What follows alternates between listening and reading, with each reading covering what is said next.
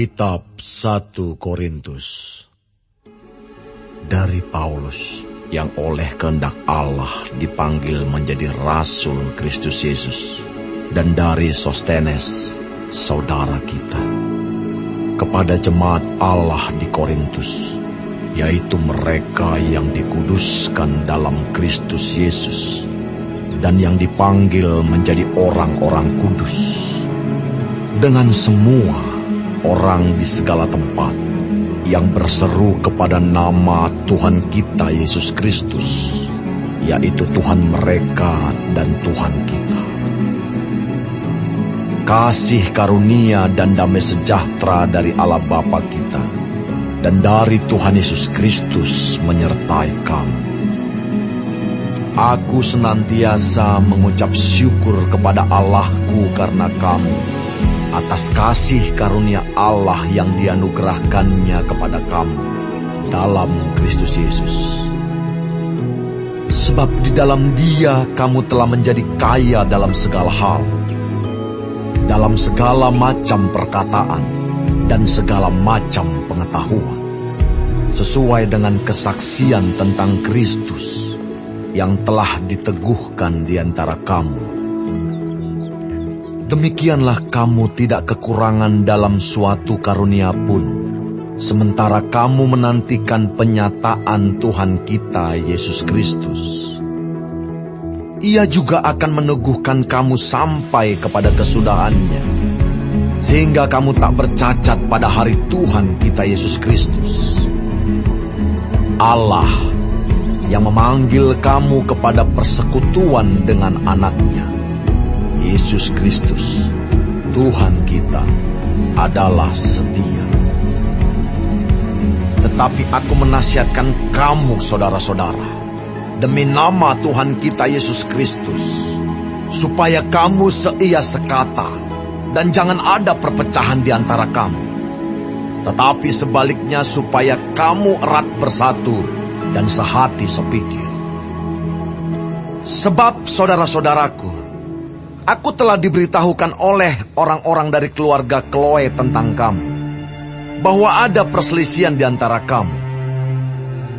Yang aku maksudkan ialah bahwa kamu masing-masing berkata, aku dari golongan Paulus, atau aku dari golongan Apolos, atau aku dari golongan Kefas, atau aku dari golongan Kristus. Adakah Kristus terbagi-bagi? Adakah Paulus disalibkan karena kamu? Atau adakah kamu dibaptis dalam nama Paulus? Aku mengucap syukur bahwa tidak ada seorang pun juga di antara kamu yang aku baptis selain Krispus dan Gaius, sehingga tidak ada orang yang dapat mengatakan bahwa kamu dibaptis dalam namaku. Juga keluarga Stefanus, aku yang membaptisnya. Kecuali mereka aku tidak tahu, entahkah ada lagi orang yang aku baptis. Sebab Kristus mengutus aku bukan untuk membaptis, tetapi untuk memberitakan Injil. Dan itu pun bukan dengan hikmat perkataan, supaya salib Kristus jangan menjadi sia-sia. Sebab pemberitaan tentang salib memang adalah kebodohan bagi mereka yang akan binasa. Tetapi bagi kita yang diselamatkan, pemberitaan itu adalah kekuatan Allah. Karena ada tertulis, aku akan membinasakan hikmat orang-orang berhikmat, dan kearifan orang-orang bijak akan kulenyapkan. Di manakah orang yang berhikmat? Di manakah ahli Taurat? Di manakah pembantah dari dunia ini? Bukankah Allah telah membuat hikmat dunia ini menjadi kebodohan? Oleh karena dunia, dalam hikmat Allah, tidak mengenal Allah oleh hikmatnya, maka Allah berkenan menyelamatkan mereka yang percaya oleh kebodohan pemberitaan Injil. Orang-orang Yahudi menghendaki tanda, dan orang-orang Yunani mencari hikmat. Tetapi kami memberitakan Kristus yang disalibkan. Untuk orang-orang Yahudi suatu batu sandungan, dan untuk orang-orang bukan Yahudi suatu kebodohan. Tetapi untuk mereka yang dipanggil, baik orang Yahudi maupun orang bukan Yahudi, Kristus adalah kekuatan Allah dan hikmat Allah. Sebab yang bodoh dari Allah lebih besar hikmatnya daripada manusia, dan yang lemah dari Allah lebih kuat daripada manusia. Ingat saja saudara-saudara, bagaimana keadaan kamu ketika kamu dipanggil. Menurut ukuran manusia tidak banyak orang yang bijak, tidak banyak orang yang berpengaruh, tidak banyak orang yang terpandang. Tetapi apa yang bodoh bagi dunia, dipilih Allah untuk memalukan orang-orang yang berhikmat. Dan apa yang lemah bagi dunia, dipilih Allah untuk memalukan apa yang kuat. Dan apa yang tidak terpandang dan yang hina bagi dunia, dipilih Allah. Bahkan apa yang tidak berarti, dipilih Allah untuk meniadakan apa yang berarti. Supaya jangan ada seorang manusia pun yang memegahkan diri di hadapan Allah. Tetapi oleh Dia, kamu berada dalam Kristus Yesus, yang oleh Allah telah menjadi hikmat bagi kita. Ia membenarkan dan menguduskan dan menebus kita. Karena itu seperti ada tertulis, barang siapa yang bermegah, hendaklah ia bermegah di dalam Tuhan.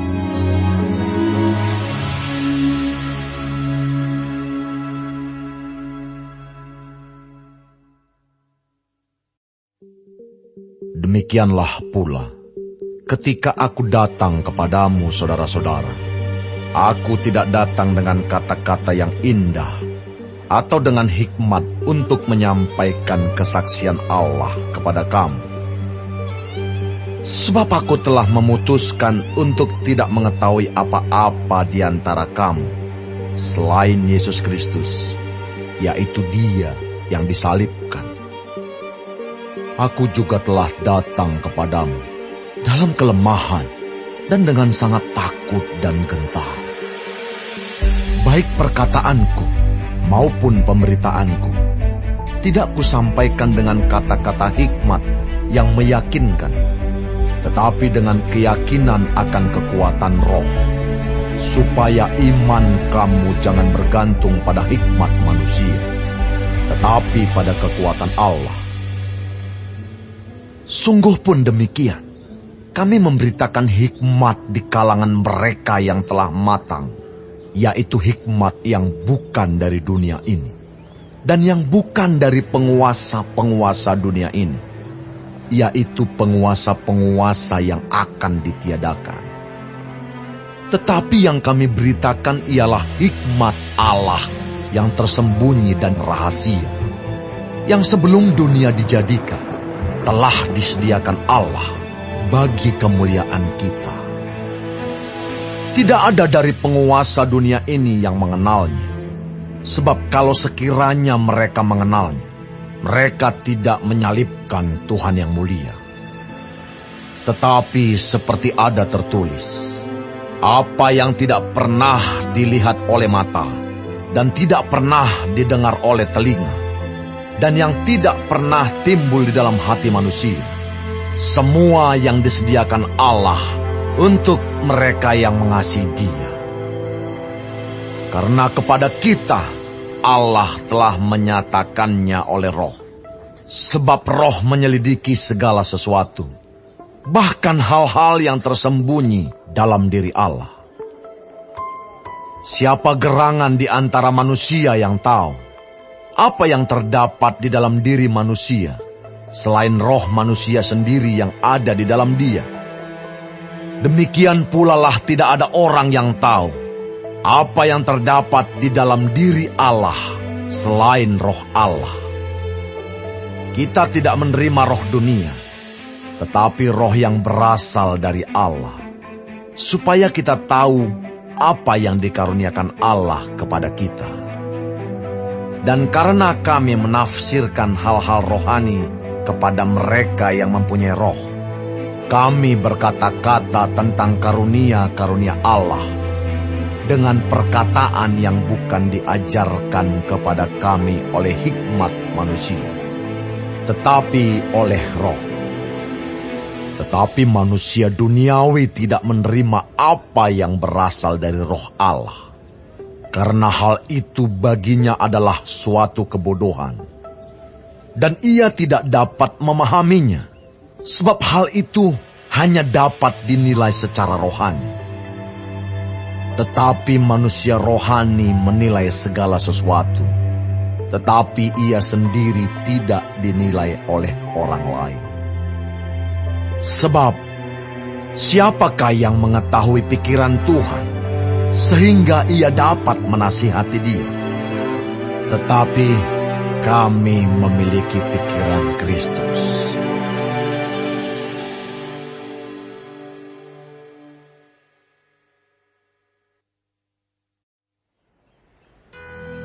Dan aku, saudara-saudara, pada waktu itu tidak dapat berbicara dengan kamu seperti dengan manusia rohani, tetapi hanya dengan manusia duniawi yang belum dewasa dalam Kristus. Susulah yang kuberikan kepadamu, bukanlah makanan keras, sebab kamu belum dapat menerimanya. Dan sekarang pun kamu belum dapat menerimanya, karena kamu masih manusia duniawi.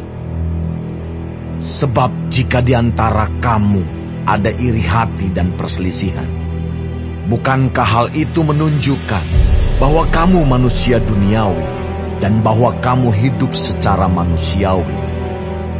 Karena jika yang seorang berkata, "Aku dari golongan Paulus," dan yang lain berkata, "Aku dari golongan Apolos," bukankah hal itu menunjukkan bahwa kamu manusia duniawi yang bukan rohani? Jadi, apakah Apolos? Apakah Paulus? Pelayan-pelayan Tuhan yang olehnya kamu menjadi percaya, masing-masing menurut jalan yang diberikan Tuhan kepadanya. Aku menanam, Apolos menyiram, tetapi Allah yang memberi pertumbuhan. Karena itu, yang penting bukanlah yang menanam atau yang menyiram, melainkan Allah yang memberi pertumbuhan. Baik yang menanam maupun yang menyiram adalah sama, dan masing-masing akan menerima upahnya sesuai dengan pekerjaannya sendiri. Karena kami adalah kawan sekerja Allah. Kamu adalah ladang Allah, bangunan Allah. Sesuai dengan kasih karunia Allah yang dianugerahkan kepadaku, aku sebagai seorang ahli bangunan yang cakap telah meletakkan dasar, dan orang lain membangun terus di atasnya. Tetapi tiap-tiap orang harus memperhatikan bagaimana ia harus membangun di atasnya. Karena tidak ada seorang pun yang dapat meletakkan dasar lain daripada dasar yang telah diletakkan, yaitu Yesus Kristus. Entahkah orang membangun di atas dasar ini dengan emas, perak, batu permata, kayu, rumput kering atau jerami. Sekali kelak, pekerjaan masing-masing orang akan nampak. Karena hari Tuhan akan menyatakannya, sebab ia akan nampak dengan api, dan bagaimana pekerjaan masing-masing orang akan diuji oleh api itu. Jika pekerjaan yang dibangun seseorang tahan uji, ia akan mendapat upah. Jika pekerjaannya terbakar, ia akan menderita kerugian, tetapi ia sendiri akan diselamatkan, tetapi seperti dari dalam api. Tidak tahukah kamu bahwa kamu adalah bait Allah dan bahwa Roh Allah diam di dalam kamu. Jika ada orang yang membinasakan bait Allah, maka Allah akan membinasakan dia. Sebab bait Allah adalah kudus, dan bait Allah itu ialah kamu. Janganlah ada orang yang menipu dirinya sendiri.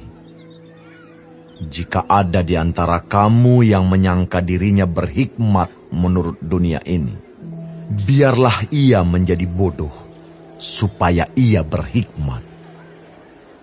Karena hikmat dunia ini adalah kebodohan bagi Allah.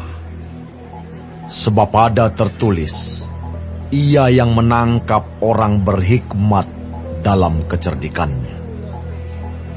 Dan di tempat lain, Tuhan mengetahui rancangan-rancangan orang berhikmat. Sesungguhnya semuanya sia-sia belaka.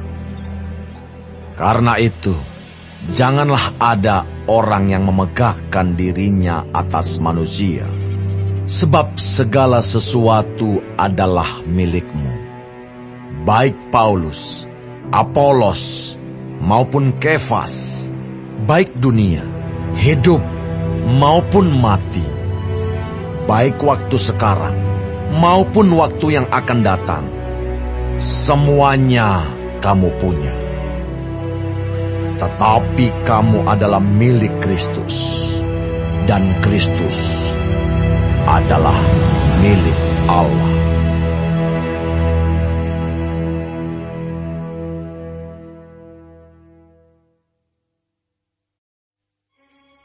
Demikianlah hendaknya orang memandang kami sebagai hamba-hamba Kristus yang kepadanya dipercayakan rahasia Allah, yang akhirnya dituntut dari pelayan-pelayan yang demikian ialah bahwa mereka ternyata dapat dipercayai. Bagiku sedikit sekali artinya entahkah aku dihakimi oleh kamu atau oleh suatu pengadilan manusia. Malahan diriku sendiri pun tidak kuhakimi. Sebab memang aku tidak sadar akan sesuatu, tetapi bukan karena itulah aku dibenarkan. Dia yang menghakimi aku ialah Tuhan. Karena itu, janganlah menghakimi sebelum waktunya, yaitu sebelum Tuhan datang. Ia akan menerangi juga apa yang tersembunyi dalam kegelapan, dan ia akan memperlihatkan apa yang direncanakan di dalam hati. Maka tiap-tiap orang akan menerima pujian dari Allah. Saudara-saudara, kata-kata ini aku kenakan pada diriku sendiri dan pada Apolos, karena kamu, supaya dari teladan kami kamu belajar apakah artinya ungkapan. Jangan melampaui yang ada tertulis, supaya jangan ada di antara kamu yang menyombongkan diri dengan jalan mengutamakan yang satu daripada yang lain. Sebab siapakah yang menganggap engkau begitu penting? Dan apakah yang engkau punyai yang tidak engkau terima? Dan jika engkau memang menerimanya, mengapakah engkau memegahkan diri, seolah-olah engkau tidak menerimanya? Kamu telah kenyang, kamu telah menjadi kaya. Tanpa kami, kamu telah menjadi raja. Alangkah baiknya kalau benar demikian, bahwa kamu telah menjadi raja, sehingga kami pun turut menjadi raja dengan kamu. Sebab menurut pendapatku, Allah memberikan kepada kami, para rasul, tempat yang paling rendah. Sama seperti orang-orang yang telah dijatuhi hukuman mati. Sebab kami telah menjadi tontonan bagi dunia, bagi malaikat-malaikat, dan bagi manusia. Kami bodoh oleh karena Kristus, tetapi kamu arif dalam Kristus. Kami lemah, tetapi kamu kuat. Kamu mulia, tetapi kami hina. Sampai pada saat ini kami lapar, haus, telanjang, dipukul, dan hidup mengembara.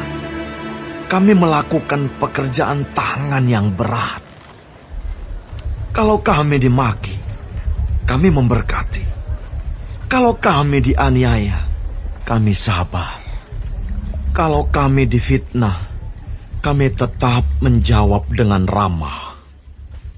Kami telah menjadi sama dengan sampah dunia, sama dengan kotoran dari segala sesuatu, sampai pada saat ini. Hal ini kutuliskan, bukan untuk memalukan kamu, tetapi untuk menegur kamu sebagai anak-anakku yang kukasihi. Sebab sekalipun kamu mempunyai beribu-ribu pendidik dalam Kristus, kamu tidak mempunyai banyak bapa. Karena akulah yang dalam Kristus Yesus telah menjadi bapamu oleh Injil yang kuberitakan kepadamu. Sebab itu aku menasihatkan kamu, turutilah teladanku. Justru itulah sebabnya aku mengirimkan kepadamu Timotius, yang adalah anakku yang kekasih dan yang setia dalam Tuhan. Ia akan memperingatkan kamu akan hidup yang kuturuti dalam Kristus Yesus, seperti yang kuajarkan di mana-mana dalam setiap jemaat. Tetapi ada beberapa orang yang menjadi sombong, karena mereka menyangka bahwa aku tidak akan datang lagi kepadamu. Tetapi aku akan segera datang kepadamu, kalau Tuhan menghendakinya. Maka aku akan tahu, bukan tentang perkataan orang-orang yang sombong itu, tetapi tentang kekuatan mereka. Sebab kerajaan Allah bukan terdiri dari perkataan, tetapi dari kuasa. Apakah yang kamu kehendaki?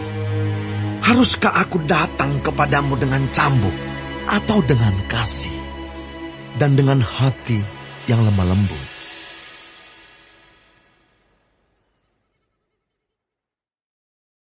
Memang orang mendengar bahwa ada percabulan di antara kamu, dan percabulan yang begitu rupa, seperti yang tidak terdapat sekalipun di antara bangsa-bangsa yang tidak mengenal Allah, yaitu bahwa ada orang yang hidup dengan istri ayahnya.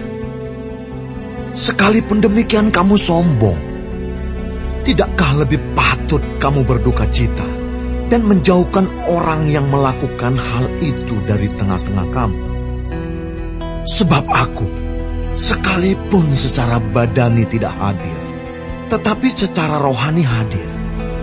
Aku, sama seperti aku hadir, telah menjatuhkan hukuman atas dia yang telah melakukan hal yang semacam itu. Bila mana kita berkumpul dalam roh, kamu bersama-sama dengan aku, dengan kuasa Yesus, Tuhan kita. Orang itu harus kita serahkan dalam nama Tuhan Yesus kepada iblis, sehingga binasa tubuhnya, agar rohnya diselamatkan pada hari Tuhan. Kemegahanmu tidak baik. Tidak tahukah kamu bahwa sedikit ragi mengkamiri seluruh adonan? Buanglah ragi yang lama itu, supaya kamu menjadi adonan yang baru. Sebab kamu memang tidak beragi. Sebab anak domba Paskah kita juga telah disembelih, yaitu Kristus. Karena itu, marilah kita berpesta, bukan dengan ragi yang lama, bukan pula dengan ragi keburukan dan kejahatan, tetapi dengan roti yang tidak beragi, yaitu kemurnian dan kebenaran. Dalam suratku telah kutuliskan kepadamu, supaya kamu jangan bergaul dengan orang-orang cabul, Yang aku maksudkan bukanlah dengan semua orang cabul pada umumnya dari dunia ini, atau dengan semua orang kikir dan penipu, atau dengan semua penyembah berhala. Karena jika demikian, kamu harus meninggalkan dunia ini. Tetapi yang kutuliskan kepada kamu ialah, supaya kamu jangan bergaul dengan orang yang sekalipun menyebut dirinya saudara adalah orang cabul, kikir, penyembah berhala, pemfitnah, pemabuk, atau penipu. Dengan orang yang demikian, janganlah kamu sekali-kali makan bersama-sama. Sebab dengan wewenang apakah aku menghakimi mereka yang berada di luar jemaat? Bukankah kamu hanya menghakimi mereka yang berada di dalam jemaat? Mereka yang berada di luar jemaat akan dihakimi Allah. Usirlah orang yang melakukan kejahatan dari tengah-tengah kamu.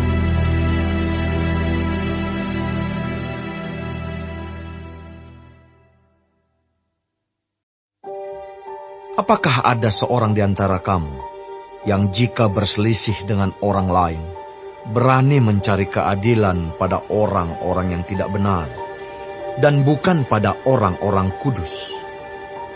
Atau tidak tahukah kamu bahwa orang-orang kudus akan menghakimi dunia? Dan jika penghakiman dunia berada dalam tangan kamu, tidakkah kamu sanggup untuk mengurus perkara-perkara yang tidak berarti?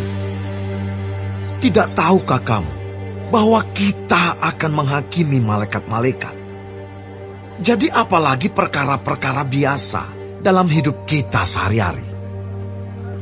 Sekalipun demikian, jika kamu harus mengurus perkara-perkara biasa, kamu menyerahkan urusan itu kepada mereka yang tidak berarti dalam jemaat. Hal ini kukatakan untuk memalukan kamu. Tidak adakah seorang di antara kamu yang berhikmat, yang dapat mengurus perkara-perkara dari saudara-saudaranya? Adakah saudara yang satu mencari keadilan terhadap saudara yang lain, dan justru pada orang-orang yang tidak percaya? Adanya saja perkara di antara kamu yang seorang terhadap yang lain telah merupakan kekalahan bagi kamu. Mengapa kamu tidak lebih suka menderita ketidakadilan? Mengapakah kamu tidak lebih suka dirugikan? Tetapi kamu sendiri melakukan ketidakadilan, dan kamu sendiri mendatangkan kerugian. Dan hal itu kamu buat terhadap saudara-saudaramu. Atau tidak tahukah kamu bahwa orang-orang yang tidak adil tidak akan mendapat bagian dalam kerajaan Allah? Janganlah sesat. Orang cabul, penyembah berhala, orang berzina, banci, orang pemburit, pencuri, orang kikir, pemabuk, pemfitnah, dan penipu tidak akan mendapat bagian dalam kerajaan Allah. Dan beberapa orang di antara kamu demikianlah dahulu. Tetapi kamu telah memberi dirimu disucikan. Kamu telah dikuduskan. Kamu telah dibenarkan dalam nama Tuhan Yesus Kristus dan dalam roh Allah kita. Segala sesuatu halal bagiku, tetapi bukan semuanya berguna. Segala sesuatu halal bagiku, tetapi aku tidak membiarkan diriku diperhamba oleh suatu apapun. Makanan adalah untuk perut, dan perut untuk makanan. Tetapi kedua-duanya akan dibinasakan Allah. Tetapi tubuh bukanlah untuk percabulan, melainkan untuk Tuhan, dan Tuhan untuk tubuh. Allah yang membangkitkan Tuhan akan membangkitkan kita juga oleh kuasanya. Tidak tahukah kamu bahwa tubuhmu adalah anggota Kristus? Akan kuambilkah anggota Kristus untuk menyerahkannya kepada percabulan? Sekali-kali tidak.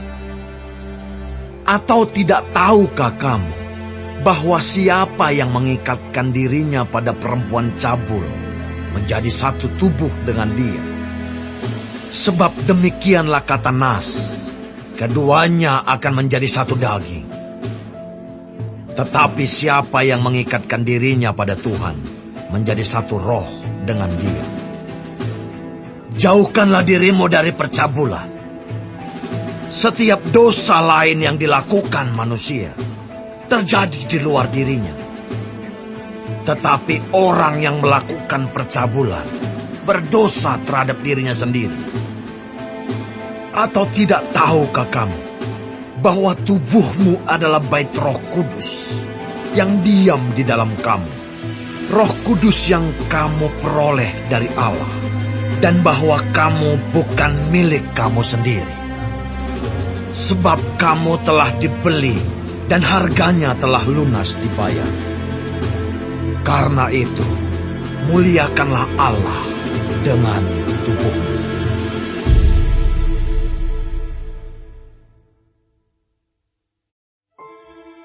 Dan sekarang, tentang hal-hal yang kamu tuliskan kepadaku, adalah baik bagi laki-laki kalau ia tidak kawin. Tetapi mengingat bahaya percabulan, baiklah setiap laki-laki mempunyai istrinya sendiri, dan setiap perempuan mempunyai suaminya sendiri.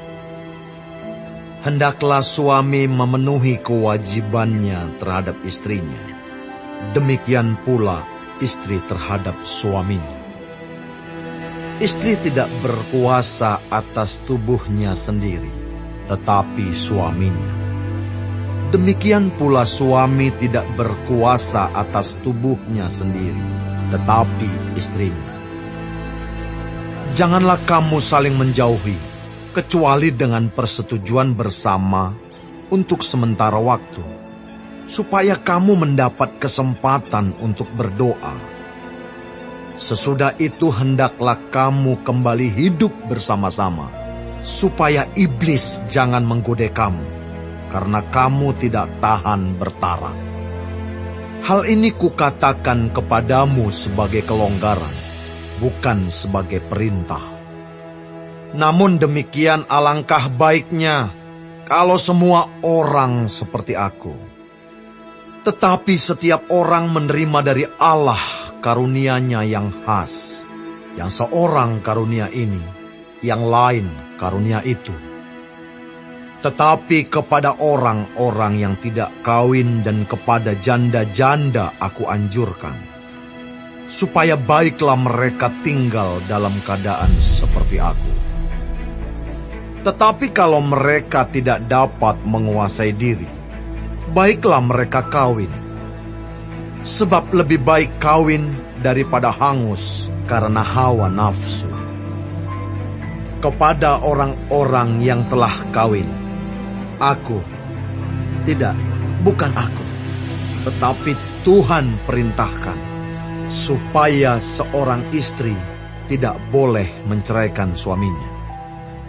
Dan jikalau ia bercerai, ia harus tetap hidup tanpa suami, atau berdamai dengan suaminya.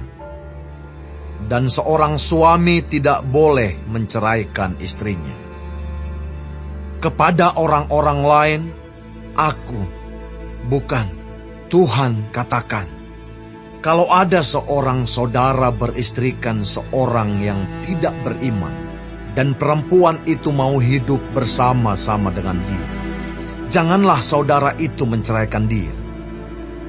Dan kalau ada seorang istri bersuamikan seorang yang tidak beriman, dan laki-laki itu mau hidup bersama-sama dengan dia, janganlah ia menceraikan laki-laki itu. Karena suami yang tidak beriman itu dikuduskan oleh istrinya, dan istri yang tidak beriman itu dikuduskan oleh suaminya. Andai kata tidak demikian, niscaya anak-anakmu adalah anak cemar. Tetapi sekarang mereka adalah anak-anak kudus. Tetapi kalau orang yang tidak beriman itu mau bercerai, biarlah ia bercerai. Dalam hal yang demikian, saudara atau saudari tidak terikat. Tetapi Allah memanggil kamu untuk hidup dalam damai sejahtera. Sebab bagaimanakah engkau mengetahui, hai istri, apakah engkau tidak akan menyelamatkan suamimu? Atau bagaimanakah engkau mengetahui, hai suami, apakah engkau tidak akan menyelamatkan istrimu? Selanjutnya, hendaklah tiap-tiap orang tetap hidup seperti yang telah ditentukan Tuhan baginya, dan dalam keadaan seperti waktu ia dipanggil Allah. Inilah ketetapan yang kuberikan kepada semua jemaat.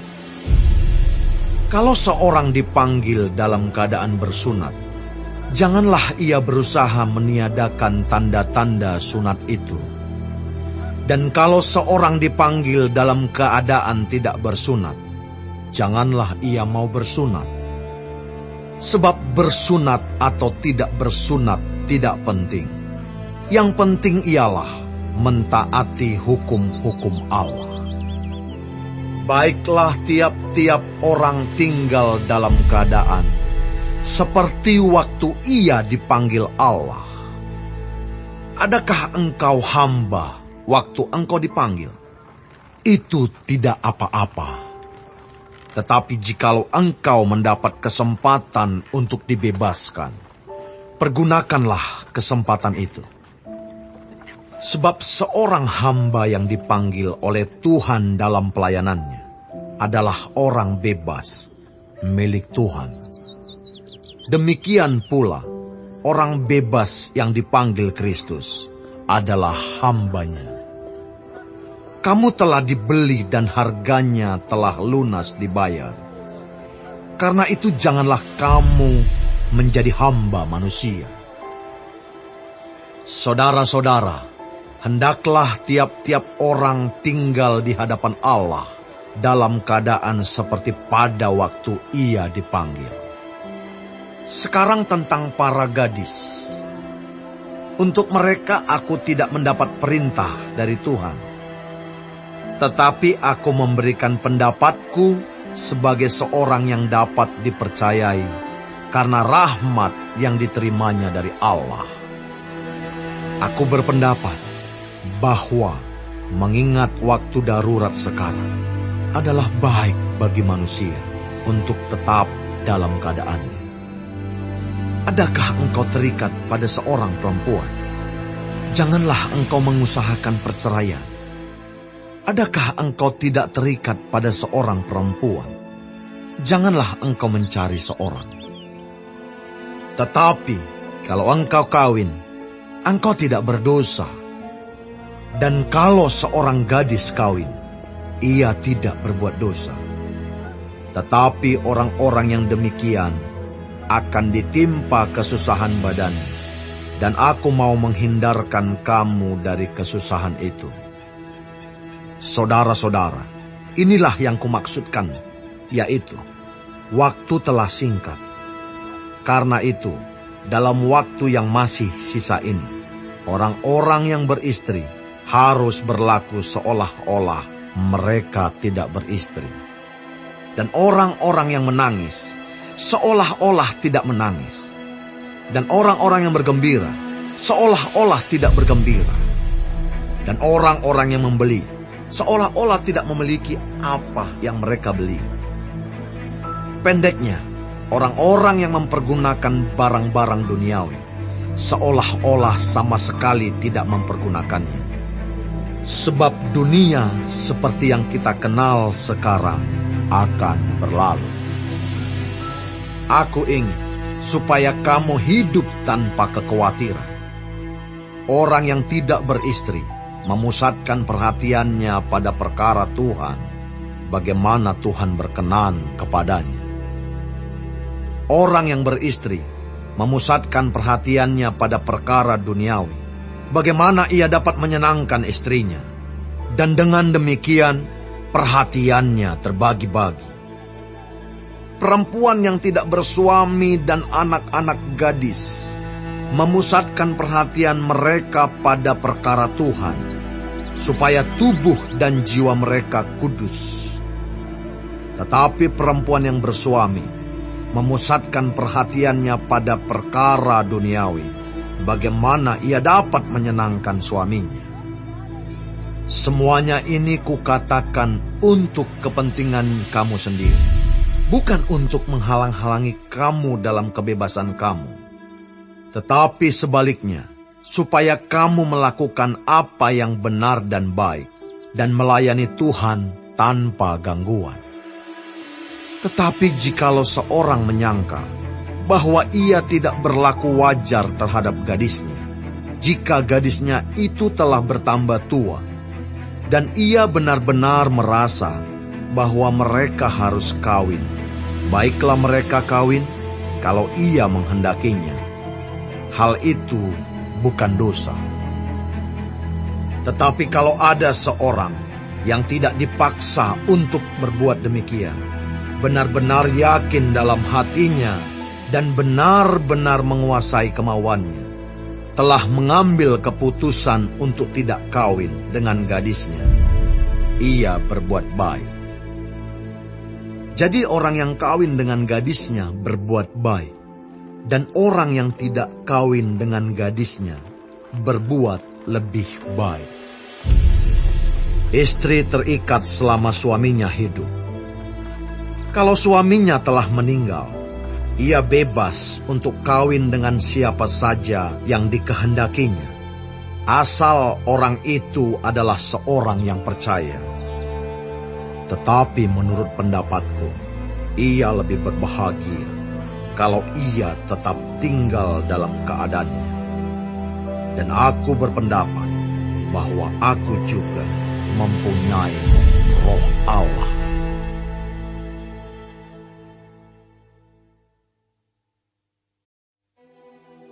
Tentang daging persembahan berhala kita tahu.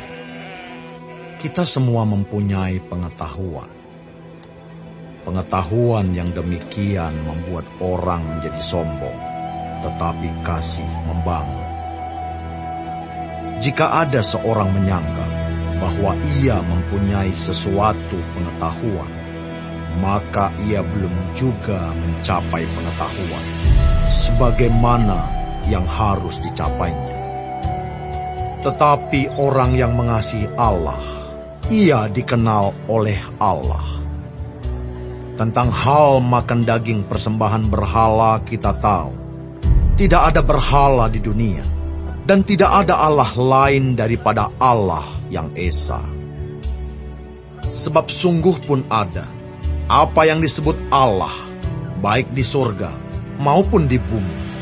Dan memang benar ada banyak Allah dan banyak Tuhan yang demikian. Namun bagi kita hanya ada satu Allah saja, yaitu Bapa, yang daripadanya berasal segala sesuatu dan yang untuk Dia kita hidup. Dan satu Tuhan saja, yaitu Yesus Kristus, yang olehnya segala sesuatu telah dijadikan, dan yang karena Dia kita hidup. Tetapi bukan semua orang yang mempunyai pengetahuan itu. Ada orang yang karena masih terus terikat pada berhala-berhala, makan daging itu sebagai daging persembahan berhala. Dan oleh karena hati nurani mereka lemah, hati nurani mereka itu dinodai olehnya. Makanan tidak membawa kita lebih dekat kepada Allah. Kita tidak rugi apa-apa kalau tidak kita makan, dan kita tidak untung apa-apa kalau kita makan. Tetapi jagalah supaya kebebasanmu ini jangan menjadi batu sandungan bagi mereka yang lemah.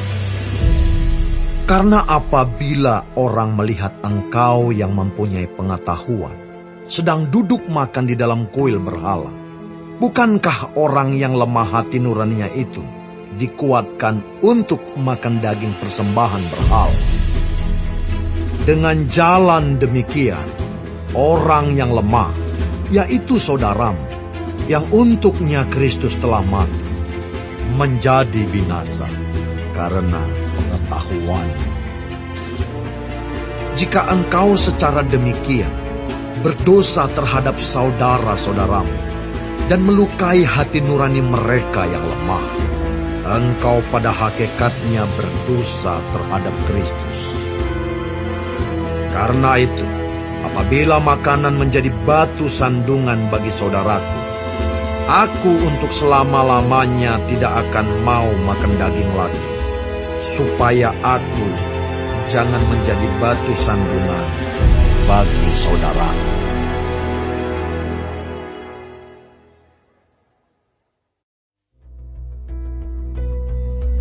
Bukankah aku rasul? Bukankah aku orang bebas? Bukankah aku telah melihat Yesus Tuhan kita? Bukankah kamu adalah buah pekerjaanku dalam Tuhan? Sekalipun bagi orang lain aku bukanlah rasul, tetapi bagi kamu aku adalah rasul. Sebab hidupmu dalam Tuhan adalah meterai dari kerasulanku. Inilah pembelaanku terhadap mereka yang mengkritik aku. Tidakkah kami mempunyai hak untuk makan dan minum? Tidakkah kami mempunyai hak untuk membawa seorang istri Kristen dalam perjalanan kami, seperti yang dilakukan rasul-rasul lain dan saudara-saudara Tuhan dan Kefas?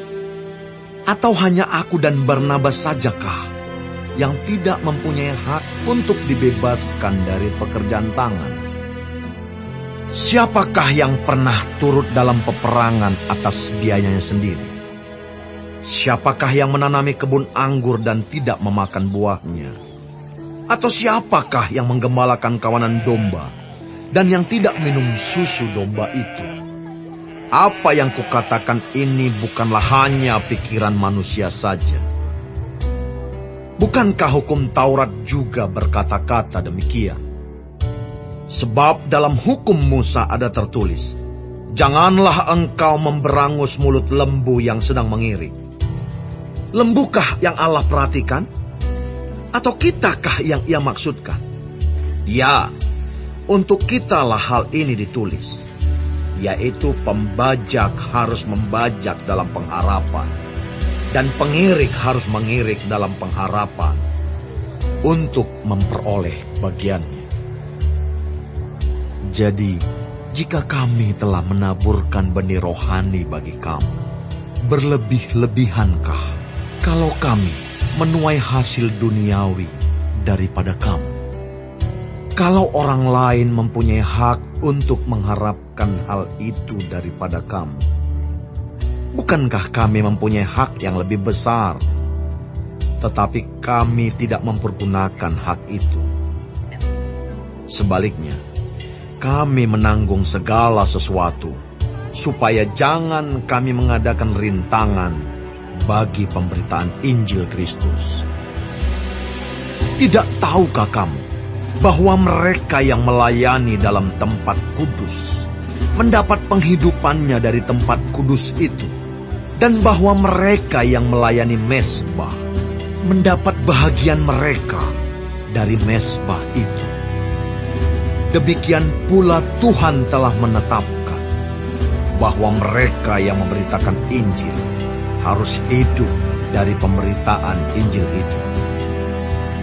Tetapi aku tidak pernah mempergunakan satupun dari hak-hak itu.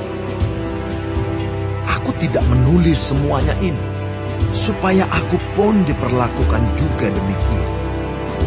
Sebab aku lebih suka mati daripada...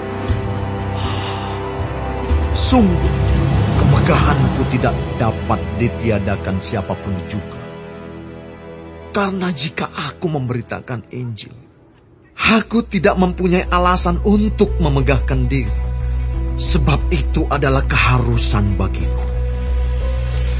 Celakalah aku jika aku tidak memberitakan Injil.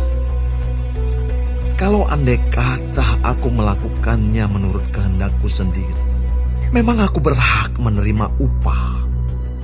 tetapi karena aku melakukannya bukan menurut kehendakku sendiri. Pemberitaan itu adalah tugas penyelenggaraan yang ditanggungkan kepadaku. Kalau demikian, apakah upahku? Upahku ialah ini, bahwa aku boleh memberitakan Injil tanpa upah, dan bahwa aku tidak mempergunakan hakku sebagai pemberita Injil. Sungguh pun aku bebas terhadap semua orang. Aku menjadikan diriku hamba dari semua orang, supaya aku boleh memenangkan sebanyak mungkin orang. Demikianlah bagi orang Yahudi. Aku menjadi seperti orang Yahudi, supaya aku memenangkan orang-orang Yahudi. Bagi orang-orang yang hidup di bawah hukum Taurat, aku menjadi seperti orang yang hidup di bawah hukum Taurat. Sekalipun aku sendiri tidak hidup di bawah hukum Taurat, supaya aku dapat memenangkan mereka yang hidup di bawah hukum Taurat. Bagi orang-orang yang tidak hidup di bawah hukum Taurat, aku menjadi seperti orang yang tidak hidup di bawah hukum Taurat. Sekalipun aku tidak hidup di luar hukum Allah, karena aku hidup di bawah hukum Kristus, supaya aku dapat memenangkan mereka yang tidak hidup di bawah hukum Taurat. Bagi orang-orang yang lemah, aku menjadi seperti orang yang lemah, supaya aku dapat menyelamatkan mereka yang lemah. Bagi semua orang aku telah menjadi segala-galanya, supaya aku sedapat mungkin memenangkan beberapa orang dari antara mereka. Segala sesuatu ini aku lakukan karena Injil, supaya aku mendapat bagian dalamnya. Tidak tahukah kamu bahwa dalam gelanggang pertandingan semua peserta turut berlari, tetapi bahwa hanya satu orang saja yang mendapat hadiah? Karena itu, larilah begitu rupa, sehingga kamu memperolehnya. Tiap-tiap orang yang turut mengambil bagian dalam pertandingan menguasai dirinya dalam segala hal. Mereka berbuat demikian untuk memperoleh suatu mahkota yang fana, tetapi kita untuk memperoleh suatu mahkota yang abadi. Sebab itu, aku tidak berlari tanpa tujuan, dan aku bukan petinju yang sembarangan saja memukul. Tetapi aku melatih tubuh dan menguasainya seluruhnya, supaya sesudah memberitakan Injil kepada orang lain, jangan aku sendiri ditolak.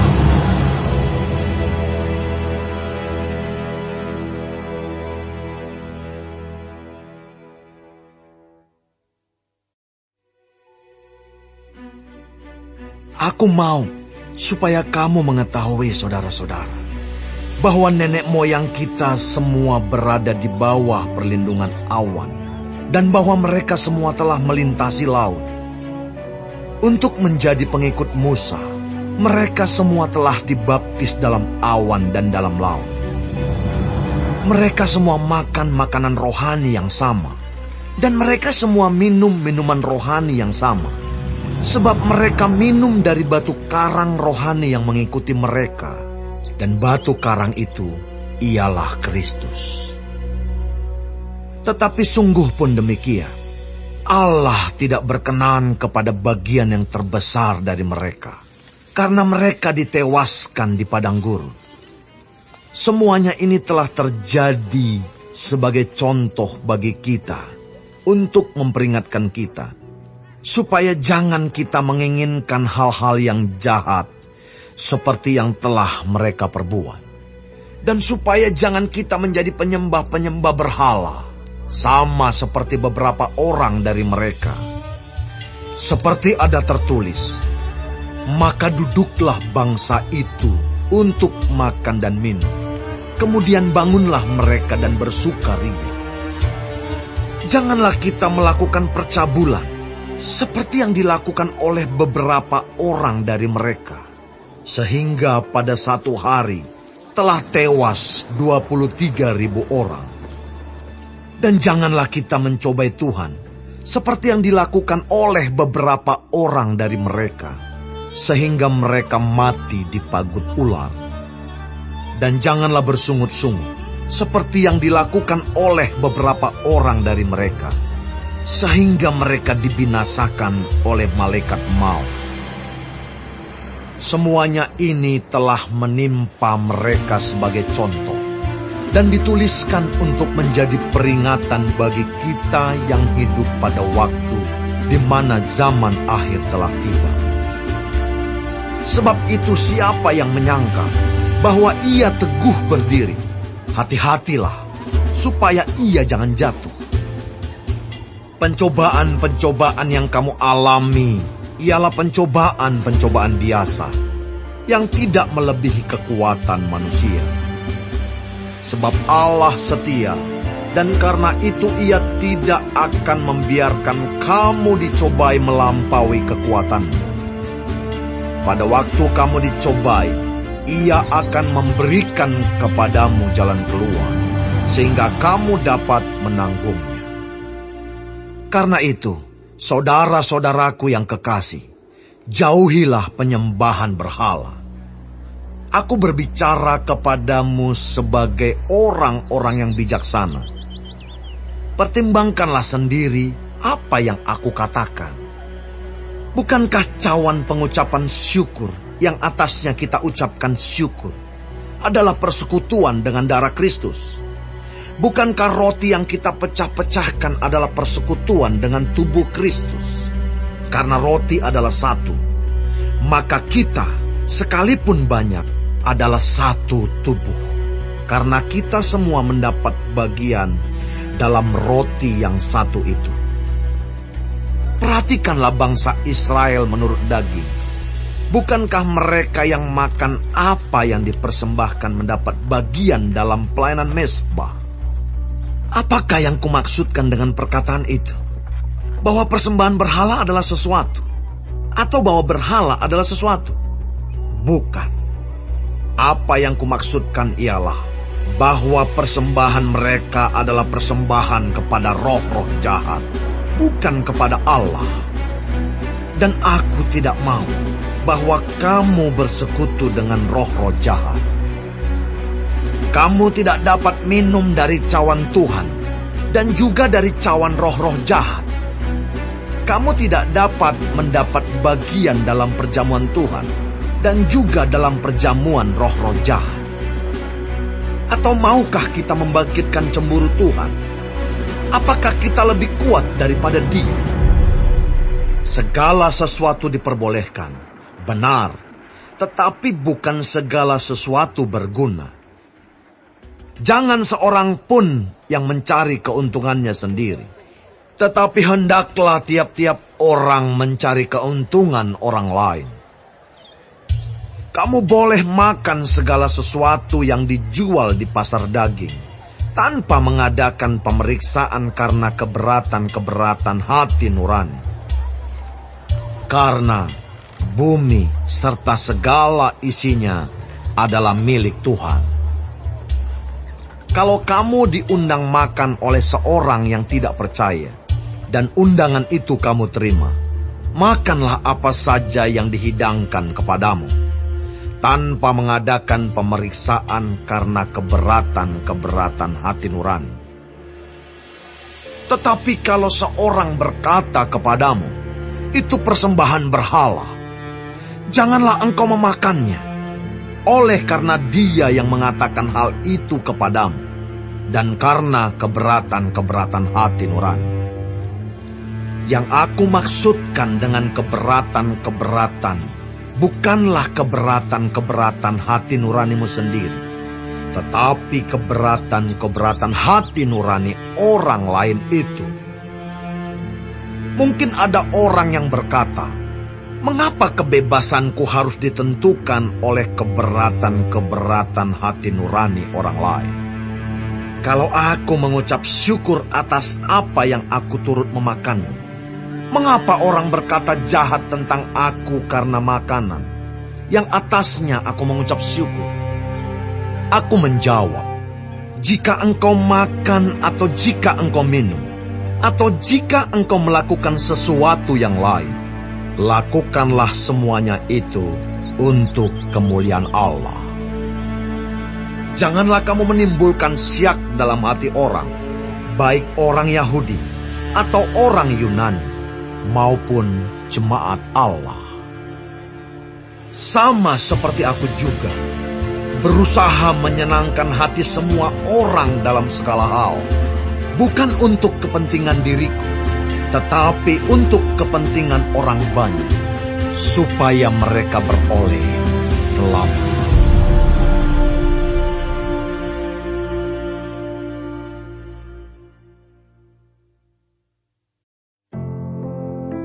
Jadilah pengikutku, sama seperti aku juga menjadi pengikut Kristus. Aku harus memuji kamu, sebab dalam segala sesuatu, kamu tetap mengingat akan aku, dan teguh berpegang pada ajaran yang kuteruskan kepadamu. Tetapi aku mau, supaya kamu mengetahui hal ini, yaitu kepala dari tiap-tiap laki-laki ialah Kristus. Kepala dari perempuan ialah laki-laki, dan kepala dari Kristus ialah Allah. Tiap-tiap laki-laki yang berdoa atau bernubuat dengan kepala yang bertudung, menghina kepalanya. Tetapi tiap-tiap perempuan yang berdoa atau bernubuat dengan kepala yang tidak bertudung, menghina kepalanya, sebab ia sama dengan perempuan yang dicukur rambutnya. Sebab jika perempuan tidak mau menudungi kepalanya, maka haruslah ia juga menggunting rambutnya. Tetapi jika bagi perempuan adalah penghinaan bahwa rambutnya digunting atau dicukur, maka haruslah ia menudungi kepalanya. Sebab laki-laki tidak perlu menudungi kepalanya. Ia menyinarkan gambaran dan kemuliaan Allah, tetapi perempuan menyinarkan kemuliaan laki-laki. Sebab laki-laki tidak berasal dari perempuan, tetapi perempuan berasal dari laki-laki. Dan laki-laki tidak diciptakan karena perempuan, tetapi perempuan diciptakan karena laki-laki. Sebab itu, perempuan harus memakai tanda wibawa di kepalanya, oleh karena para malaikat. Namun demikian, dalam Tuhan tidak ada perempuan tanpa laki-laki, dan tidak ada laki-laki tanpa perempuan. Sebab sama seperti perempuan berasal dari laki-laki, demikian pula laki-laki dilahirkan oleh perempuan, dan segala sesuatu berasal dari Allah. Pertimbangkanlah sendiri, patutkah perempuan berdoa kepada Allah dengan kepala yang tidak bertudung?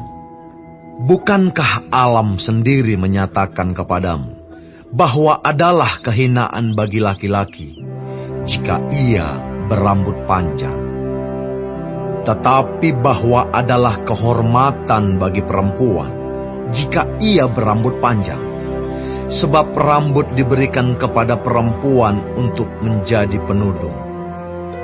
Tetapi jika ada orang yang mau membantah, kami maupun jemaat-jemaat Allah tidak mempunyai kebiasaan yang demikian. Dalam peraturan-peraturan yang berikut, aku tidak dapat memuji kamu, sebab pertemuan-pertemuanmu tidak mendatangkan kebaikan, tetapi mendatangkan keburukan. Sebab pertama-tama aku mendengar bahwa apabila kamu berkumpul sebagai jemaat, ada perpecahan di antara kamu, dan hal itu sedikit banyak aku percaya. Sebab di antara kamu harus ada perpecahan, supaya nyata nanti siapakah di antara kamu yang tahan uji. Apabila kamu berkumpul, kamu bukanlah berkumpul untuk makan perjamuan Tuhan. Sebab pada perjamuan itu, tiap-tiap orang memakan dahulu makanannya sendiri, sehingga yang seorang lapar dan yang lain mabuk. Apakah kamu tidak mempunyai rumah sendiri untuk makan dan minum? Atau maukah kamu menghinakan jemaat Allah dan memalukan orang-orang yang tidak mempunyai apa-apa? Apakah yang kukatakan kepada kamu? Memuji kamu. Dalam hal ini, aku tidak memuji. Sebab apa yang telah kuteruskan kepadamu, telah aku terima dari Tuhan, yaitu bahwa Tuhan Yesus, pada malam waktu ia diserahkan, mengambil roti, dan sesudah itu ia mengucap syukur atasnya.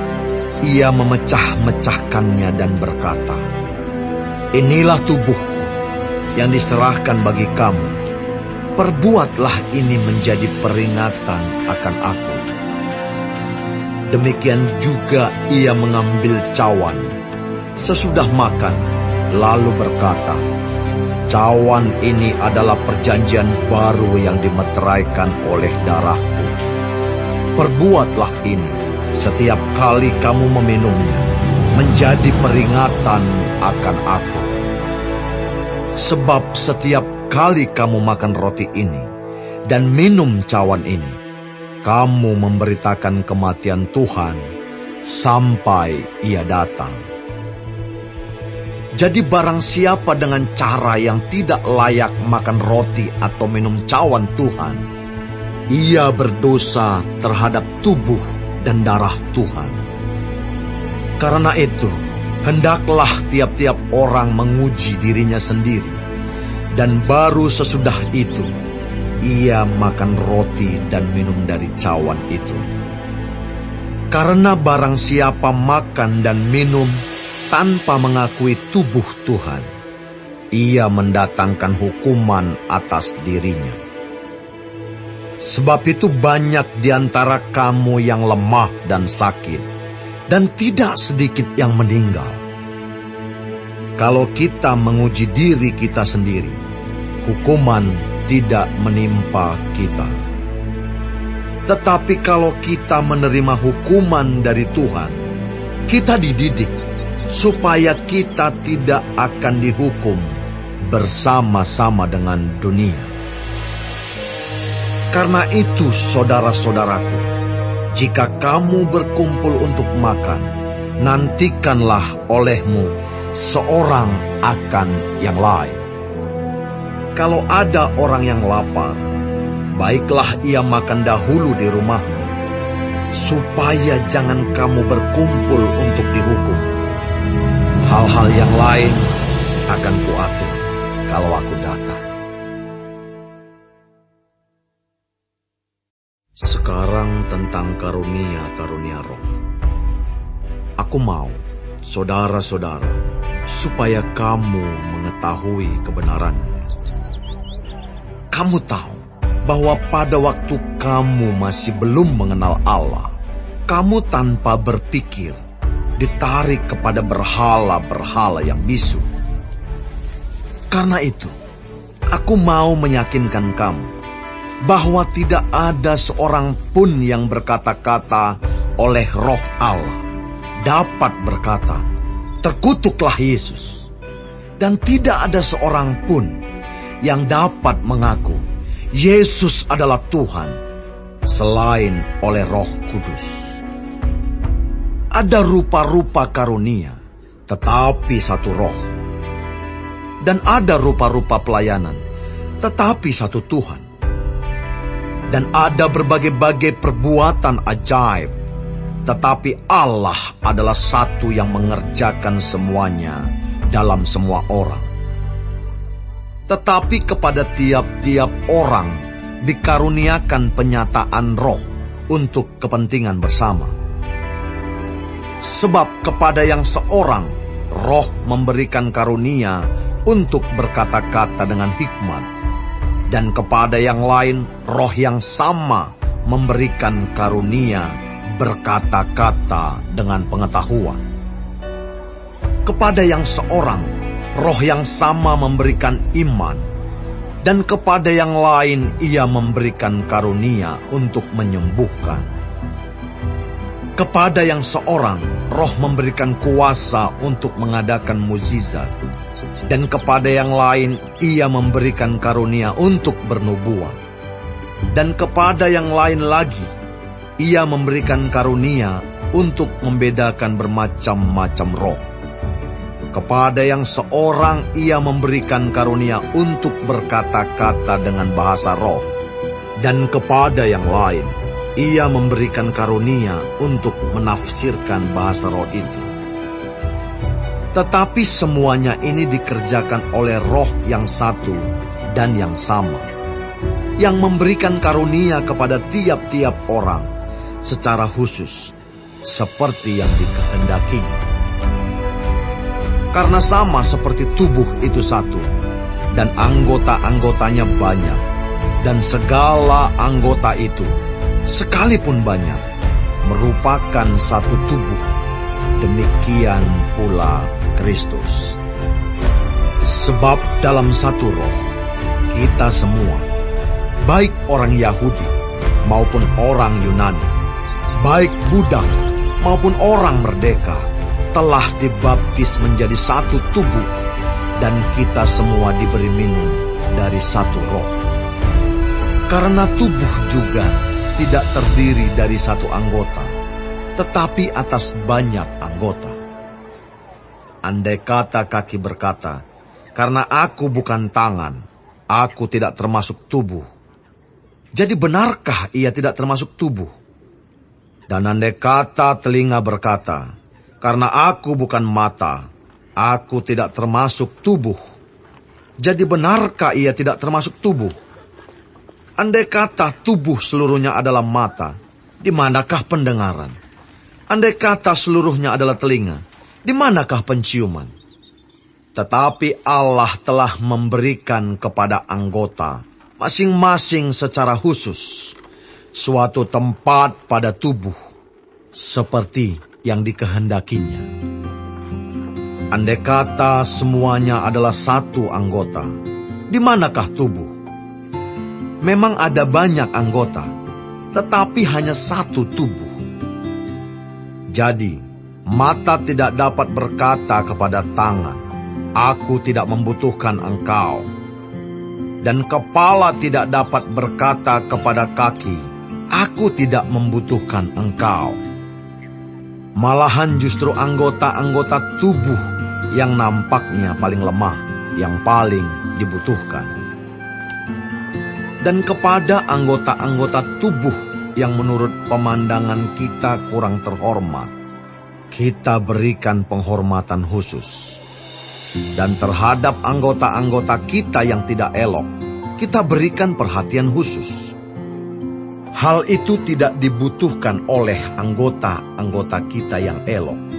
Allah telah menyusun tubuh kita begitu rupa, sehingga kepada anggota-anggota yang tidak mulia diberikan penghormatan khusus, supaya jangan terjadi perpecahan dalam tubuh, tetapi supaya anggota-anggota yang berbeda itu saling memperhatikan.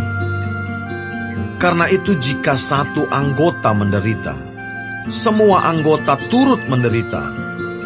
Jika satu anggota dihormati, semua anggota turut bersukacita. Kamu semua adalah tubuh Kristus, dan kamu masing-masing adalah anggotanya. Dan Allah telah menetapkan beberapa orang dalam jemaat. Pertama sebagai rasul, kedua sebagai nabi, ketiga sebagai pengajar. Selanjutnya, mereka yang mendapat karunia untuk mengadakan mukjizat, untuk menyembuhkan, untuk melayani, untuk memimpin, dan untuk berkata-kata dalam bahasa roh. Adakah mereka semua rasul, atau nabi, atau pengajar? Adakah mereka semua mendapat karunia untuk mengadakan mukjizat, atau untuk menyembuhkan, atau untuk berkata-kata dalam bahasa roh, atau untuk menafsirkan bahasa roh? Jadi, berusahalah untuk memperoleh karunia-karunia yang paling utama. Dan aku menunjukkan kepadamu jalan yang lebih utama lagi.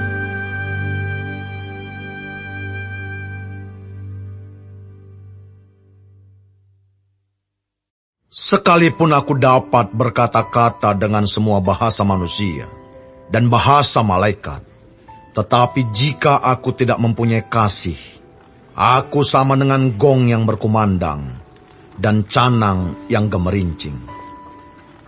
Sekalipun aku mempunyai karunia untuk bernubuat, dan aku mengetahui segala rahasia dan memiliki seluruh pengetahuan, dan sekalipun aku memiliki iman yang sempurna untuk memindahkan gunung, tetapi jika aku tidak mempunyai kasih, aku sama sekali tidak berguna. Dan sekalipun aku membagi-bagikan segala sesuatu yang ada padaku, bahkan menyerahkan tubuhku untuk dibakar, tetapi jika aku tidak mempunyai kasih, sedikit pun tidak ada faedahnya bagiku. Kasih itu sabar, kasih itu murah hati, ia tidak cemburu, ia tidak memegahkan diri dan tidak sombong. Ia tidak melakukan yang tidak sopan dan tidak mencari keuntungan diri sendiri. Ia tidak pemarah dan tidak menyimpan kesalahan orang lain. Ia tidak bersuka cita karena ketidakadilan, tetapi karena kebenaran. Ia menutupi segala sesuatu, percaya segala sesuatu, mengharapkan segala sesuatu, sabar menanggung segala sesuatu. Kasih tidak berkesudahan, nubuat akan berakhir, bahasa roh akan berhenti, pengetahuan akan lenyap. Sebab pengetahuan kita tidak lengkap dan nubuat kita tidak sempurna. Tetapi jika yang sempurna tiba, maka yang tidak sempurna itu akan lenyap. Ketika aku kanak-kanak, aku berkata-kata seperti kanak-kanak. Aku merasa seperti kanak-kanak. Aku berpikir seperti kanak-kanak. Sekarang sesudah aku menjadi dewasa, aku meninggalkan sifat kanak-kanak itu.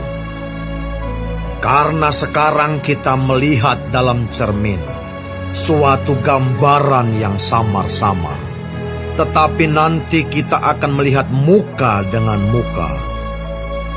Sekarang aku hanya mengenal dengan tidak sempurna, tetapi nanti aku akan mengenal dengan sempurna, seperti aku sendiri dikenal.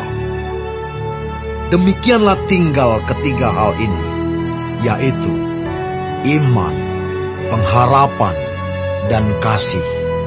Dan yang paling besar di antaranya ialah kasih.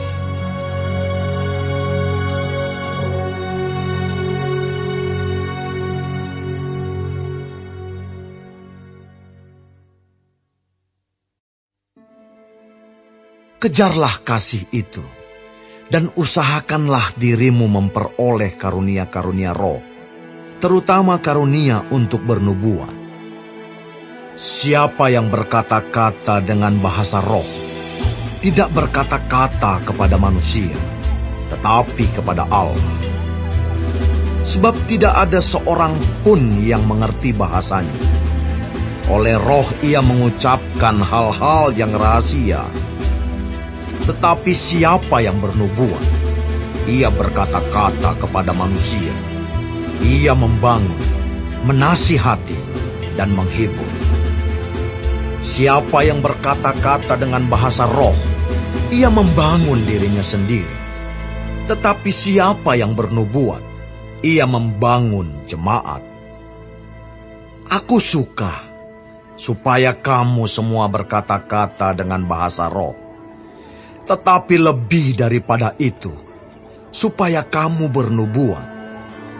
Sebab orang yang bernubuat lebih berharga daripada orang yang berkata-kata dengan bahasa roh, kecuali kalau orang itu juga menafsirkannya, sehingga jemaat dapat dibangun. Jadi saudara-saudara, jika aku datang kepadamu dan berkata-kata dengan bahasa roh, apakah gunanya itu bagimu?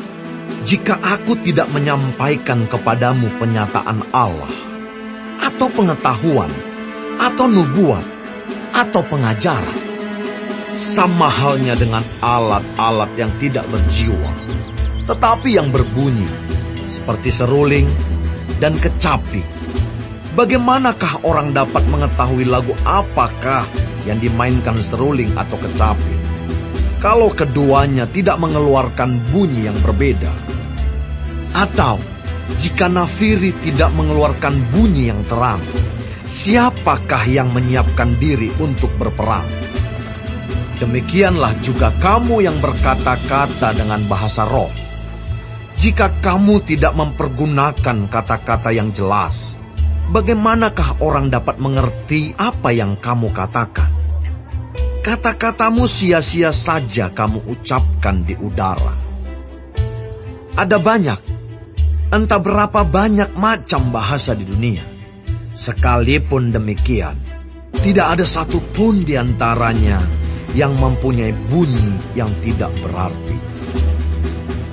Tetapi jika aku tidak mengetahui arti bahasa itu, aku menjadi orang asing bagi dia yang mempergunakannya, dan dia orang asing bagiku.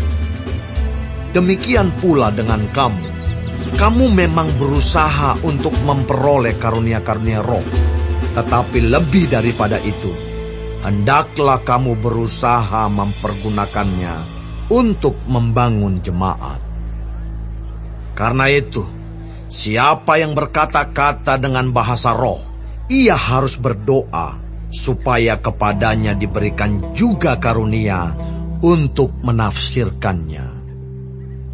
Sebab jika aku berdoa dengan bahasa roh, maka rohkulah yang berdoa, tetapi akal budiku tidak turut berdoa. Jadi apakah yang harus kubuat? Aku akan berdoa dengan rohku, tetapi aku akan berdoa juga dengan akal budiku. Aku akan menyanyi dan memuji dengan rohku, tetapi aku akan menyanyi dan memuji juga dengan akal budiku. Sebab jika engkau mengucap syukur dengan rohmu saja, bagaimanakah orang biasa yang hadir sebagai pendengar dapat mengatakan amin atas pengucapan syukurmu? Bukankah ia tidak tahu apa yang engkau katakan? Sebab sekalipun pengucapan syukurmu itu sangat baik, tetapi orang lain tidak dibangun olehnya. Aku mengucap syukur kepada Allah bahwa aku berkata-kata dengan bahasa roh lebih daripada kamu semua.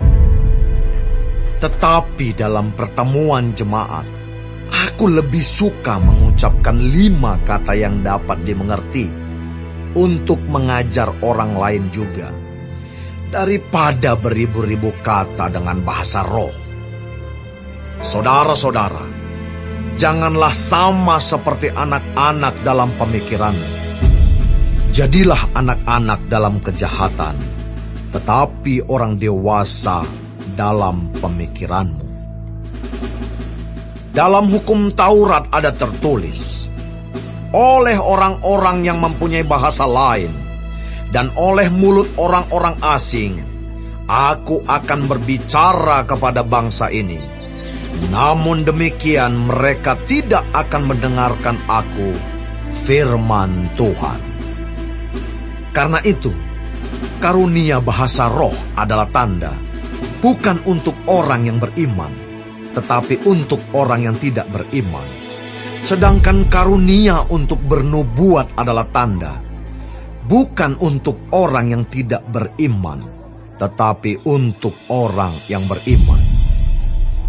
Jadi, kalau seluruh jemaat berkumpul bersama-sama dan tiap-tiap orang berkata-kata dengan bahasa roh, Lalu masuklah orang-orang luar atau orang-orang yang tidak beriman.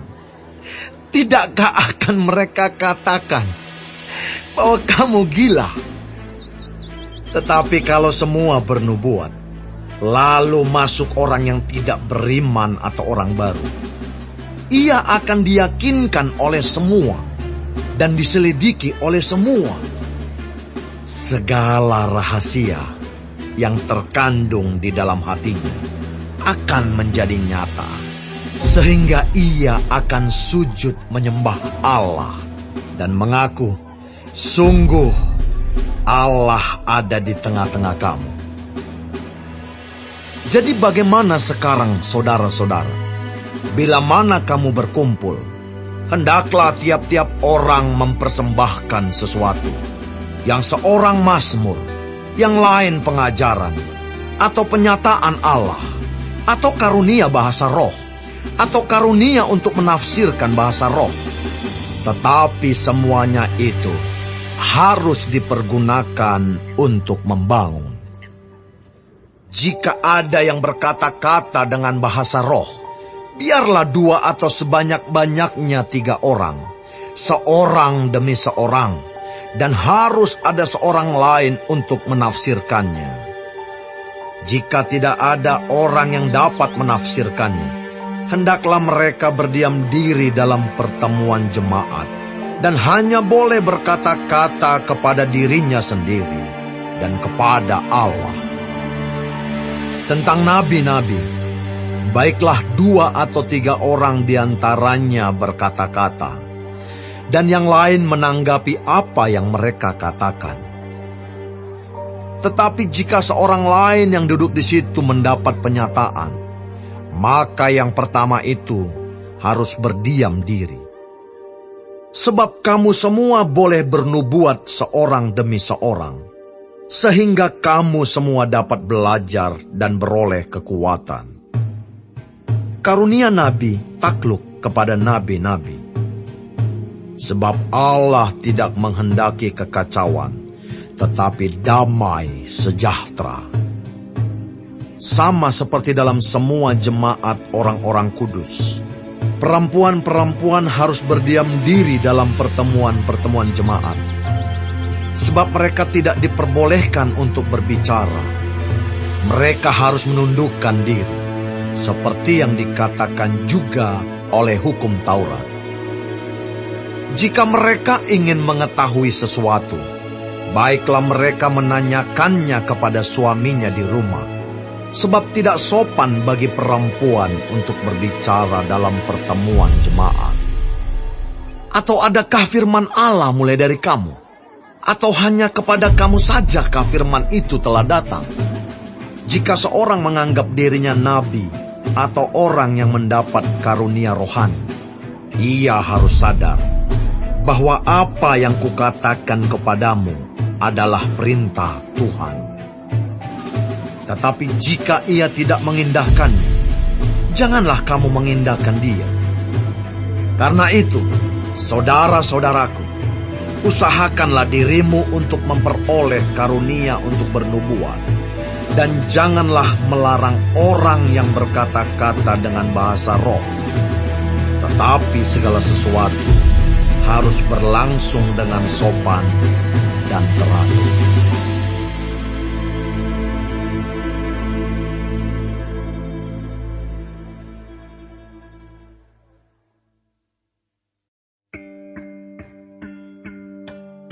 Dan sekarang, saudara-saudara, aku mau mengingatkan kamu kepada Injil yang aku beritakan kepadamu, dan yang kamu terima, dan yang di dalamnya kamu teguh berdiri. Oleh Injil itu kamu diselamatkan, asal kamu teguh berpegang padanya, seperti yang telah kuberitakan kepadamu, kecuali kalau kamu telah sia-sia saja menjadi percaya. Sebab yang sangat penting telah kusampaikan kepadamu, yaitu apa yang telah kuterima sendiri, ialah bahwa Kristus telah mati karena dosa-dosa kita, sesuai dengan kitab suci, bahwa ia telah dikuburkan, dan bahwa ia telah dibangkitkan pada hari yang ketiga, sesuai dengan kitab suci. Bahwa ia telah menampakkan diri kepada Kefas, dan kemudian kepada ke-12 muridnya.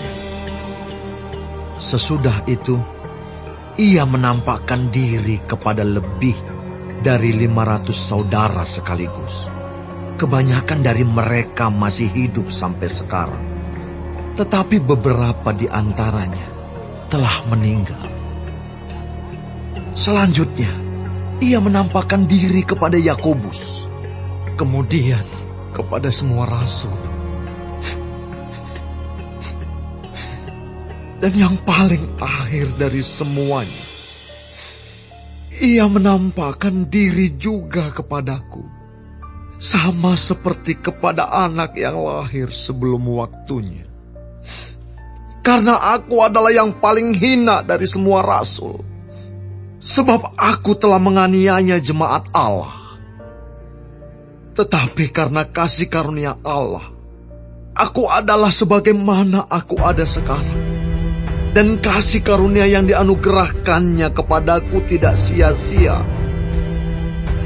Sebaliknya, aku telah bekerja lebih keras daripada mereka semua. Tetapi bukannya aku, melainkan kasih karunia Allah yang menyertai aku. Sebab itu, baik aku maupun mereka, demikianlah kami mengajar, dan demikianlah kamu menjadi percaya.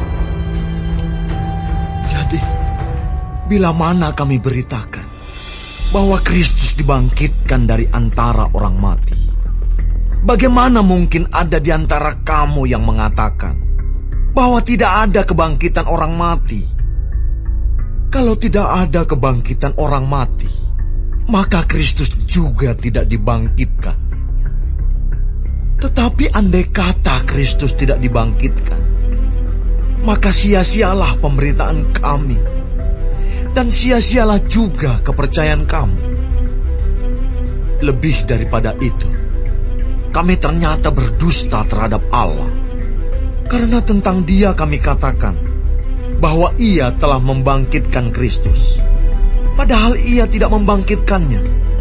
Kalau andai kata benar bahwa orang mati tidak dibangkitkan. Sebab jika benar orang mati tidak dibangkitkan, maka Kristus juga tidak dibangkitkan. Dan jika Kristus tidak dibangkitkan, maka sia-sialah kepercayaan kamu, dan kamu masih hidup dalam dosamu. Demikianlah binasa juga orang-orang yang mati dalam Kristus. Jikalau kita hanya dalam hidup ini saja menaruh pengharapan pada Kristus, maka kita adalah orang-orang yang paling malang dari segala manusia. Tetapi yang benar ialah bahwa Kristus telah dibangkitkan dari antara orang mati, sebagai yang sulung dari orang-orang yang telah meninggal. Sebab sama seperti maut datang karena satu orang manusia, demikian juga kebangkitan orang mati datang karena satu orang manusia. Karena sama seperti semua orang mati dalam persekutuan dengan Adam, demikian pula semua orang akan dihidupkan kembali dalam persekutuan dengan Kristus. Tetapi tiap-tiap orang menurut urutannya. Kristus sebagai buah sulung, sesudah itu mereka yang menjadi miliknya pada waktu kedatangannya. Kemudian tiba kesudahannya, yaitu bila mana ia menyerahkan kerajaan kepada Allah Bapa, sesudah ia membinasakan segala pemerintahan, kekuasaan, dan kekuatan. Karena ia harus memegang pemerintahan sebagai raja, sampai Allah meletakkan semua musuhnya di bawah kakinya. Musuh yang terakhir yang dibinasakan ialah maut. Sebab segala sesuatu telah ditaklukkannya di bawah kakinya. Tetapi kalau dikatakan bahwa segala sesuatu telah ditaklukkan, maka teranglah bahwa Ia sendiri yang telah menaklukkan segala sesuatu di bawah kaki Kristus itu tidak termasuk di dalamnya. Tetapi kalau segala sesuatu telah ditaklukkan di bawah Kristus, maka Ia sendiri sebagai anak akan menaklukkan dirinya di bawah Dia, yang telah menaklukkan segala sesuatu di bawahnya, supaya Allah menjadi semua di dalam semua. Jika tidak demikian, apakah faedahnya perbuatan orang-orang yang dibaptis sebagai orang mati? Kalau orang mati sama sekali tidak dibangkitkan, mengapa mereka mau dibaptis sebagai orang-orang yang telah meninggal? Dan kami juga, mengapakah kami setiap saat membawa diri kami ke dalam bahaya? Saudara-saudara, tiap-tiap hari aku berhadapan dengan maut, demi kebanggaanku akan kamu dalam Kristus Yesus, Tuhan kita. Aku katakan bahwa hal ini benar. Kalau hanya berdasarkan pertimbangan-pertimbangan manusia saja, aku telah berjuang melawan binatang buas di Efesus. Apakah gunanya hal itu bagiku? Jika orang mati tidak dibangkitkan, maka marilah kita makan dan minum, sebab besok kita mati. Janganlah kamu sesat. Pergaulan yang buruk merusakkan kebiasaan yang baik. Sadarlah kembali sebaik-baiknya, dan jangan berbuat dosa lagi. Ada di antara kamu yang tidak mengenal Allah. Hal ini kukatakan supaya kamu merasa malu. Tetapi mungkin ada orang yang bertanya, bagaimanakah orang mati dibangkitkan? Dan dengan tubuh apakah mereka akan datang kembali? Hai orang bodoh, apa yang engkau sendiri taburkan tidak akan tumbuh dan hidup kalau ia tidak mati dahulu. Dan yang engkau taburkan bukanlah tubuh tanaman yang akan tumbuh, tetapi biji yang tidak berkulit, umpamanya biji gandum atau biji lain. Tetapi Allah memberikan kepadanya suatu tubuh seperti yang dikehendakinya. Ia memberikan kepada tiap-tiap biji tubuhnya sendiri. Bukan semua daging sama.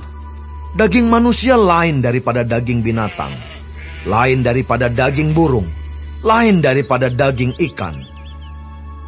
Ada tubuh sorgawi dan ada tubuh duniawi, tetapi kemuliaan tubuh sorgawi lain daripada kemuliaan tubuh duniawi. Kemuliaan matahari lain daripada kemuliaan bulan, dan kemuliaan bulan lain daripada kemuliaan bintang-bintang, dan kemuliaan bintang yang satu berbeda dengan kemuliaan bintang yang lain. Demikianlah pula halnya dengan kebangkitan orang mati. Ditaburkan dalam kebinasaan, dibangkitkan dalam ketidakbinasaan. Ditaburkan dalam kehinaan, dibangkitkan dalam kemuliaan. Ditaburkan dalam kelemahan, dibangkitkan dalam kekuatan. Yang ditaburkan adalah tubuh alamiah, yang dibangkitkan adalah tubuh rohania. Jika ada tubuh alamiah, maka ada pula tubuh rohania.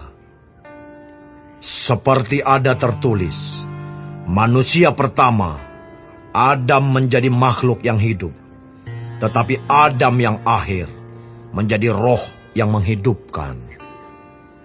Tetapi yang mula-mula datang bukanlah yang rohaniah, tetapi yang alamiah. Kemudian barulah datang yang rohaniah. Manusia pertama berasal dari debu tanah dan bersifat jasmani. Manusia kedua berasal dari surga. Makhluk-makhluk alamiah sama dengan dia yang berasal dari debu tanah. Dan makhluk-makhluk surgawi sama dengan dia yang berasal dari surga.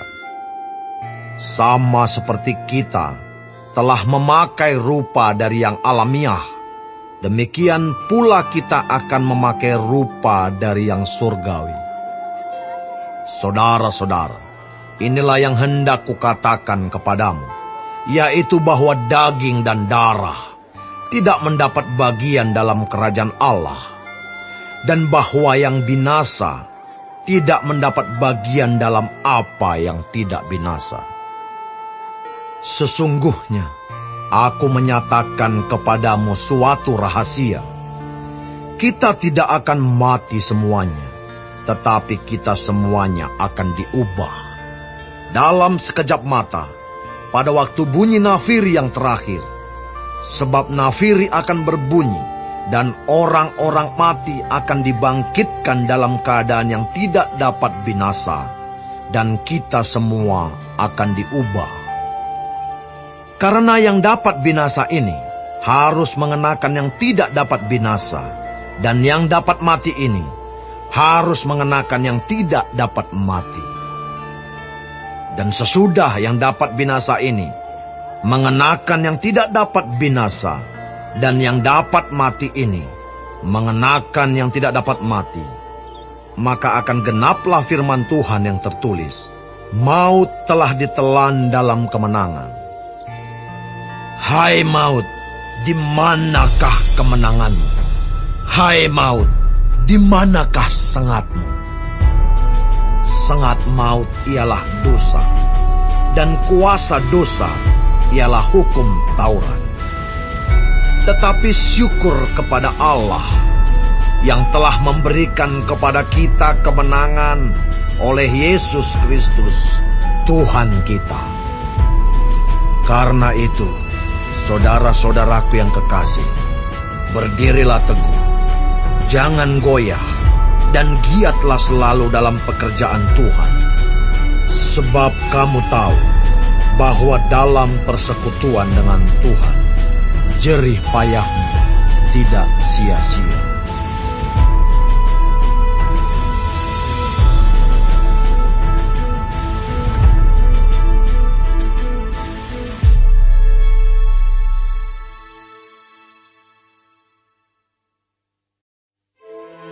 Tentang pengumpulan uang bagi orang-orang kudus, hendaklah kamu berbuat sesuai dengan petunjuk-petunjuk yang kuberikan kepada jemaat-jemaat di Galatia. Pada hari pertama dari tiap-tiap minggu, hendaklah kamu masing-masing, sesuai dengan apa yang kamu peroleh, menyisihkan sesuatu dan menyimpannya di rumah, supaya jangan pengumpulan itu baru diadakan kalau aku datang. Sesudah aku tiba, aku akan mengutus orang-orang yang kamu anggap layak dengan surat ke Yerusalem untuk menyampaikan pemberianmu. Kalau ternyata penting bahwa aku juga pergi, maka mereka akan pergi bersama-sama dengan aku. Aku akan datang kepadamu sesudah aku melintasi Makedonia, sebab aku akan melintasi Makedonia. Dan di Korintus, mungkin aku akan tinggal beberapa lamanya dengan kamu, atau mungkin aku akan tinggal selama musim dingin, sehingga kamu dapat menolong aku untuk melanjutkan perjalananku. Sebab sekarang aku tidak mau melihat kamu hanya sepintas lalu saja. Aku harap dapat tinggal agak lama dengan kamu, jika diperkenankan Tuhan. Tetapi aku akan tinggal di Efesus sampai hari raya Pentakosta. Sebab di sini banyak kesempatan bagiku untuk mengerjakan pekerjaan yang besar dan penting, sekalipun ada banyak penentang. Jika Timotius datang kepadamu, usahakanlah supaya ia berada di tengah-tengah kamu tanpa takut, sebab ia mengerjakan pekerjaan Tuhan sama seperti aku. Jadi janganlah ada orang yang menganggapnya rendah, tetapi tolonglah dia, supaya ia melanjutkan perjalanannya dengan selamat. agar ia datang kembali kepadaku, sebab aku di sini menunggu kedatangannya bersama-sama dengan saudara-saudara yang lain. Tentang saudara Apolos, telah berulang-ulang aku mendesaknya untuk bersama-sama dengan saudara-saudara lain mengunjungi kamu, tetapi ia sama sekali tidak mau datang sekarang. Kalau ada kesempatan baik nanti, ia akan datang. Berjaga-jagalah, berdirilah dengan teguh dalam iman, bersikaplah sebagai laki-laki, dan tetap kuat. Lakukanlah segala pekerjaanmu dalam kasih. Ada suatu permintaan lagi kepadamu, saudara-saudara. Kamu tahu bahwa Stefanus dan keluarganya adalah orang-orang yang pertama-tama bertobat di Akaya, dan bahwa mereka telah mengabdikan diri kepada pelayanan orang-orang kudus. Karena itu taatilah orang-orang yang demikian, dan setiap orang yang turut bekerja dan berjerih payah. Aku bergembira atas kedatangan Stefanus, Fortunatus, dan Akaikus, karena mereka melengkapi apa yang masih kurang padamu. Karena mereka menyegarkan rohku dan roh kamu. Hargailah orang-orang yang demikian. Salam kepadamu dari jemaat-jemaat di Asia Kecil, Aquila, Priscilla, dan jemaat di rumah mereka menyampaikan berlimpah-limpah salam kepadamu. Salam kepadamu dari saudara-saudara semuanya. Sampaikanlah salam seorang kepada yang lain dengan cium kudus. Dengan tanganku sendiri aku menulis ini. Salam dari Paulus. Siapa yang tidak mengasihi Tuhan, terkutuklah ia. Maranatha. Kasih karunia Tuhan Yesus menyertai kamu. Kasihku menyertai kamu sekalian dalam Kristus Yesus.